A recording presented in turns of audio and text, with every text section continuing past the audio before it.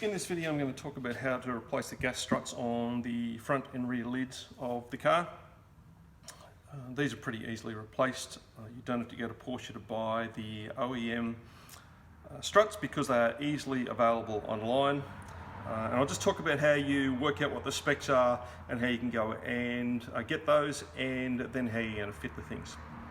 Firstly, the gas strut itself, the specs of these, the way these are designated is via the size of the rod here and the tube. So these are an 8 and 18, so you'll see this designated as an 8/18 millimeters. I'll talk about the distance between those 2 points there, and also the stroke length, which is how far the plunger can go in, as well as the amount of force that needs to be put on it to compress it. And the way these are normally purchased is that you go and find the size strut that you want, and then they will gas them to the correct number. And the number's easily found on this. This is the one that came out of the car, and if you look for a number here, it'll have something N. So this one's got 0315N, so that's 315 newtons. And this one at the back here is 530 newtons. And the distances, or the lengths of these, the lengths of the struts for the fronts, 295 millimeters with a stroke length of about 104. For the short ones, length is about 205 with a stroke length of about 62 millimeters. So they're the specs that you'll need, so you'll find one that's as least close to that as you possibly can. These are the replacements I've found because the car that I drive every day, they were just getting old. And you know, the lid would fall down really easily, especially on a bit of wind around and that sort of thing.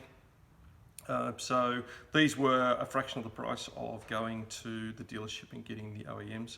It's pretty easy to remove and to test them, because that number, that for example 315 newtons that is on this, so if you divide that by 10, that'll give you the number of kilograms that you'll need to compress it. So in this case here, that's going to be about 31.5 kilograms. I can just put that on a set of scales, push down hard until it compresses and allow it just to settle down once it's stable, and you'll see a pretty good indication of how the gas struts are performing. This is off the wreck car. These were showing about 24 kilos, which is still a little bit lower than they should be. But it was still holding up the hood fine.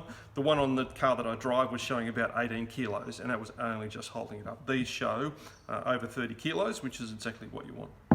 Disconnecting these is pretty simple. There's a clip on the end which sort of feeds in the other side here that holds onto the ball joint. If you're going to put this back on again, I would suggest not removing the clip because they're a bit of a pain to get back on again. But I find the easiest way to remove these is to get your flathead screwdriver in there, give it a bit of a wiggle, and wiggle it forward so it goes like that, and then just pull it off. And then it'll just clip back into place, and then you can just plonk it straight back down again. With these, you can see it's got Deckel, which I'm assuming is the German word for the lid. So it's the fat bit that goes towards the lid, and this bit is the bit that's attached to the frame of the car. You may not be able to find the gas struts that are exactly the same size. You can see this one here is slightly shorter because that was the closest I could get. So for the fronts, that'll just hold it a little bit lower or a little bit higher because there's a lot of range of movement. If you remove these, you can pretty much pull up the front lid so it's vertical.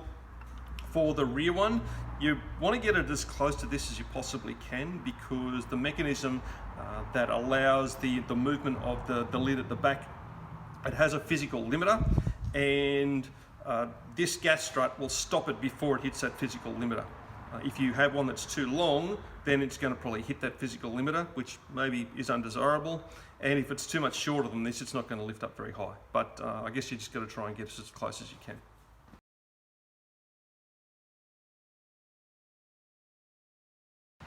To remove those from the front, it's easiest if you've just got a second person holding it up, but if you don't, the nice thing about these lids is that they're so light that you can hold this up, remove this. Now, I find it's easiest just to remove the top one first, lie that down, just hold onto it, move the other side, do exactly the same on the other side.